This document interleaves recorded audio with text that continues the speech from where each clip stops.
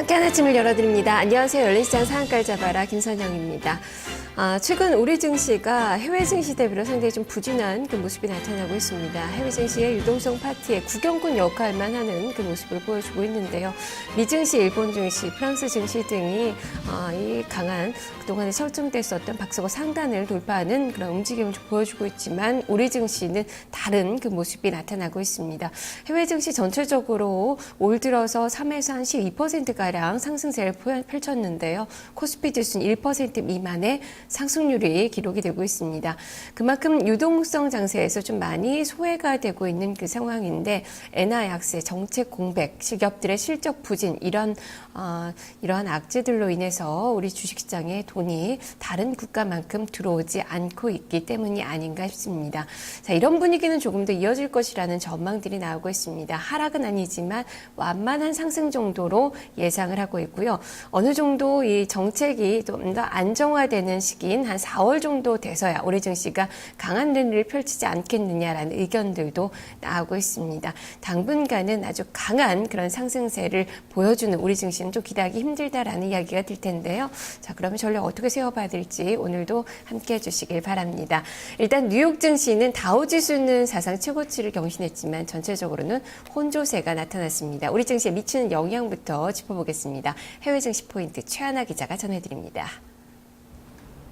네, 오늘 뉴욕 증시는 숨고르기 양상으로 마무리가 됐습니다. 미국에서 고용지표가 호조를 보였고요. 다우지수가 신고가를 경신하긴 했지만 나스닥 지수가 하락 마감하면서 혼조세로 마감을 했습니다. 그럼 먼저 종가부터 확인하겠습니다.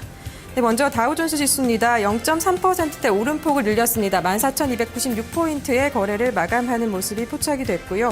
이어서 S&P 500 지수도 보겠습니다. 0.11% 오르면서 1,541포인트의 거래를 마감했습니다. 이어서 하락한 나스닥 지수도 보겠는데요. 0.05%대 조정을 받으면서 3,222선에 마감을 했습니다. 그럼 미국발 이슈부터 살펴보도록 하겠습니다. 미국 연준의 발표가 있었습니다. 미국 연준의 경기 동향 보고서에 따르면요, 이 베이지북을 통해서 미국의 전반적인 소비자 수요가 늘고 있는 가운데 경기가 완만한 속도로 회복되고 있다라는 평가가 나왔습니다. 네, 이어서 주요 지표도 보겠습니다. 미국 고용 분석 업체죠, ADP가 2월에 민간 고용이 19만 8천 명으로 증가했다고 발표했는데요. 이는 시장 전문가의 예상치인 17만 명을 웃돌았습니다. 반면에 지난 1월 공장 주문은 전월보다 2%대 감소했습니다. 시장 예상치보다는 양호했지만 최근 5개월 동안은 가장 부진한 수치였습니다. 네, 그럼 상승 마감한 다우존스 지수의 업종별 그리고 종목별 등락을 살펴보도록 하겠습니다. 다우지수의 업종별 종목별 등락입니다. 먼저 업종별 등락부터 보겠습니다. 대부분의 업종이 상승하는 흐름이 포착이 됐습니다. 금융주가 0.7%대 올랐고요. 그리고 기초소비주, 기술주도 0.3%대 오르는 모습이 포착이 됐습니다. 반면에 통신주는 0.2%대 약세를 보였는데요. 종목별 등락도 살펴보겠습니다. 네, 종목별로도 상승하는 흐름이 많았습니다. 이 중에서 가장 많은 상승폭을 확대한 종목이죠. 금융주가 강세였는데요. 그 흐름을 타서 뱅크 오브 아메리카가 13%대 상승하는 흐름을 볼 수 있었습니다. 반면에 상승장 속에서 하락한 종목도 보겠습니다. 이날 하락한 종목 중에서 특징적인 종목은요, 이 마이크로소프트사인데요. 유럽연합에서의 벌금 부과를 받았는데요. 그 이후에 0.9%대 하락폭을 늘리는 모습이 포착이 됐습니다. 다음은 유럽 증시의 특징을 살펴보겠습니다. 네, 앞서 마감한 유럽 증시는 미국발 긍정적인 지표에도 불구하고 혼조세로 마감을 하는 모습이었습니다. 네, 그럼 유럽발 증시의 종가부터 확인해 보도록 하겠습니다. 네, 프랑스 까크 지수부터 등락을 살펴보겠습니다. 프랑스 까크 지수는 하락했습니다. 0.35% 내리면서 3,773선의 거래를 마감했습니다. 이어서 독일의 닥스 지수입니다. 독일의 닥스 지수만 상승하는 흐름을 보였는데요. 0.6% 오르면서 7,919선의 거래를 마감했습니다. 이어서 마지막으로 영국의 FTSE 지수입니다. 역시 하락세 보였습니다. 0.07%대 약세를 보이면서 6,427선의 거래를 마감했습니다. 그럼 유럽발 이슈도 살펴보도록 하겠습니다. 이날 독일의 경제 지표가 좋았습니다. 독일의 경제 지표 발표를 보시면요.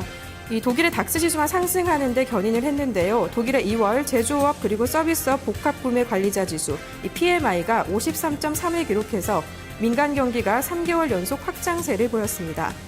반면에 유로존의 복합 PMI는 47.9를 기록해서 전달 48.6보다 하락세를 보였는데요. 위축을 의미했습니다.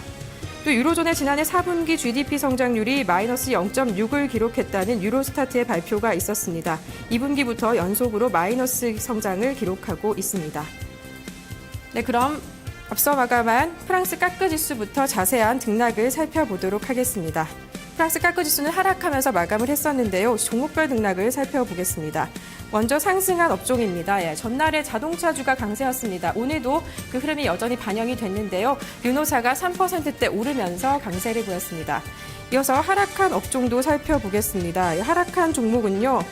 이날 통신주가 약세였습니다. 프랑스 텔레콤이 2%대 조정을 받는 모습을 확인할 수 있었습니다. 다음은 독일의 닥스 지수의 흐름도 살펴보겠습니다. 독일의 닥스 지수의 업종별 등락부터 보겠습니다. 네, 독일의 닥스 지수는 유일하게 상승하면서 마무리가 됐었는데요. 업종별로도 상승세가 우세했습니다. 네, 금융주가 2.2%대 올랐고요. 필수 소비주, 그리고 기술주, 그리고 산업주도 1%대 오름폭을 확대했습니다. 반면에 하락한 업종도 있었는데요. 1.3%대 내림세를 보이는 유틸리티주가 있었습니다.